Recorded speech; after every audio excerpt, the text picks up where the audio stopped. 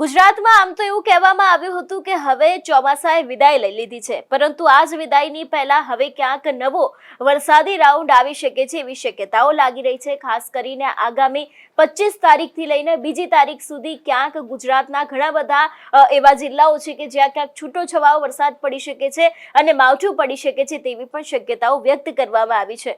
વિગતે ચર્ચા કરી અને ખાસ કરીને કયા એવા જિલ્લાઓ છે કે જ્યાં વરસાદ પડી શકે છે અને હવામાન નિષ્ણાંત પરેશ ગોસ્વામીનું શું કહેવું છે તેના વિશે વાત કરીએ। નમસ્કાર, તમે જોઈ રહ્યા છો વેધર અપડેટ અને હું છું હંસિની।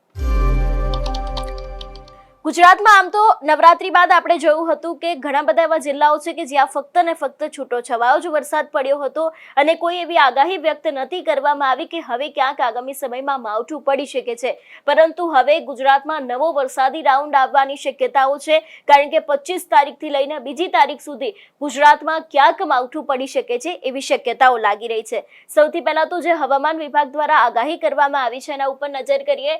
ખાસ કરીને જો વાત કરવામાં આવે આવતીકાલથી તો ગીર સોમનાથ છે, અમરેલી છે, ભાવનગર છે, બાદ જો વાત કરવામાં આવે કે દક્ષિણ બાજુનો જે ભાગ આવેલો છે તો દમણ છે, નવસારી છે, ડાંગ છે, તાપી, સુરત, ભરૂચ, નર્મદા, છોટાઉદેપુર, વડોદરા અને આણંદમાં ક્યાંક ને ક્યાંક છૂટોછવાયો વરસાદ પડી શકે છે એવી શક્યતાઓ વ્યક્ત કરવામાં આવી છે। એ બાજુ વાત કરવામાં આવે કે જે દિવસથી વરસાદી રાઉન્ડની શરૂઆત થઈ શકે છે એટલે કે 25 તારીખની આસપાસ પણ જોઈ શકાય છે સૌરાષ્ટ્રમાં દેવભૂમિ દ્વારકા છે, પોરબંદર છે, જૂનાગઢ છે, ગીર સોમનાથ છે, રાજકોટ છે, અમરેલી છે, ભાવનગર અને દક્ષિણ બાજુની જો વાત કરવામાં આવે તો અત્યારે હાલ જે રીતે અહીંયા વરસાદ જોવા મળી રહ્યો છે એ બાદ આણંદ છે, ભરૂચ છે, વડોદરા છે, પંચમહાલ છે, મહીસાગર છે, દાહોદ છે, ત્યાં પણ ક્યાંક વરસાદ પડી શકે છે એવી શક્યતાઓ અત્યારે હાલ પૂરતી જોવા મળી રહી છે। ખાસ કરીને હવે ક્યાંક ગુજરાતની અંદર જો વરસાદ વધતો હોય એવી પણ પરિસ્થિતિ જોવા મળી રહી છે, કારણ કે 26 તારીખની આસપાસ જોઈ શકાય છે કે ગુજરાતના મોટા ભાગના એવા જિલ્લાઓ છે કે જ્યાં વરસાદ જોવા મળી રહ્યો છે। એમાં પણ ખાસ કરીને દેવભૂમિ દ્વારકા છે, પોરબંદર છે, જૂનાગઢ છે, ગીર સોમનાથ, દીવ, જામનગર, મોરબી, સુરેન્દ્રનગર, રાજકોટ, અમરેલી, ભાવનગર, બોટાદ, અમદાવાદ, ગાંધીનગર, અરવલ્લી, મહીસાગર, દાહોદ, પંચમહાલ, ખેડા, આણંદ, વડોદરા, છોટાઉદેપુર ને જે દક્ષિણનો જે ભાગ આવેલો છે ત્યાં પણ ક્યાંક ને ક્યાંક વરસાદ પડી શકે છે એવી શક્યતાઓ છે। 27 તારીખે ક્યાંક આ વરસાદ વધારે તીવ્ર થતો હોય એવું પણ લાગી રહ્યું છે, કારણ કે ફક્ત ને ફક્ત કચ્છ, બનાસકાંઠા, પાટણ, મહેસાણા અને સાબરકાંઠાને છોડીને અત્યારે હાલ ગુજરાતમાં દરેક એવા જિલ્લાઓ છે કે જ્યાં ક્યાંક છૂટોછવાયો વરસાદ પડી શકે છે એવી શક્યતાઓ લાગી રહી છે। એટલે ખાસ કરીને 25 તારીખથી આ વરસાદી રાઉન્ડની શરૂઆત થવાની છે, તો આ વરસાદી રાઉન્ડ છે તે બીજી તારીખ સુધી ચાલવાનો છે અને આની જ અંદર ઘણા બધા એવા જિલ્લાઓ છે અને ખાસ કરીને દક્ષિણના ઘણા બધા એવા જિલ્લાઓ છે કે જ્યાં ક્યાંક વરસાદ પડી શકે છે એવી શક્યતાઓ છે। મધ્ય ગુજરાતની જો વાત કરવામાં આવે તો ખાસ કરીને સુરેન્દ્રનગર છે, અમદાવાદ છે, ગાંધીનગર છે, તેની સાથે વિરમગામ છે, ત્યાં ક્યાંક વરસાદ પડી શકે છે એવી શક્યતાઓ વ્યક્ત કરવામાં આવી છે। વિસ્તારમાં પણ જો વાત કરવામાં આવે કે વિરમગામ વિસ્તાર છે ત્યાં પણ ક્યાંક વરસાદ પડી શકે છે અને સૌરાષ્ટ્રમાં દેવભૂમિ દ્વારકા, પોરબંદર છે, જૂનાગઢ છે, ગીર સોમનાથ અને દીવ છે, અમરેલી છે, ભાવનગર, જામનગર, અહીં પણ ક્યાંક છૂટોછવાયો વરસાદ પડી શકે છે એવી શક્યતાઓ લાગી રહી છે।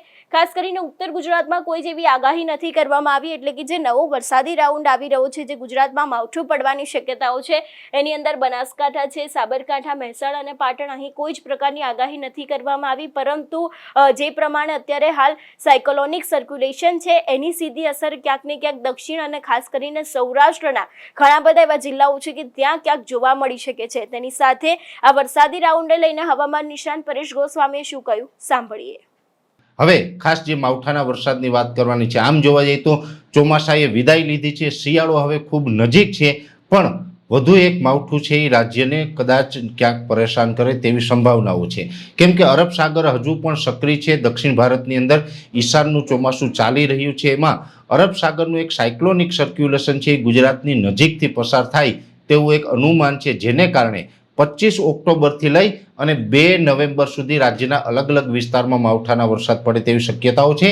જોકે આ માવઠાની સૌથી વધારે અસર છે એ દક્ષિણ ગુજરાતમાં અને બીજા નંબરે સૌરાષ્ટ્રના દરિયાઈ કાંઠાના જિલ્લામાં જોવા મળે તેવું એક અનુમાન છે। એટલે દક્ષિણ ગુજરાતના તમામ જિલ્લાને આવરી લેશે। સૌરાષ્ટ્રનું ભાવનગર, અમરેલી, ગીર સોમનાથ, જે આપણે જૂનાગઢ અને પોરબંદરના અમુક વિસ્તારનો સમાવેશ થઈ શકે છે। એટલે આટલા વિસ્તાર જે છે એમાં થોડીક તીવ્રતા વધારે રહી શકે છે। દક્ષિણ ગુજરાતમાં પણ તમામ જિલ્લા સુરત, વલસાડ, વાપી, નવસારી, બારડોલી, બીલીમોરા, ડાંગ, તમામ વિસ્તારની અંદર તીવ્રતા સાથે માવઠું થઈ શકે છે.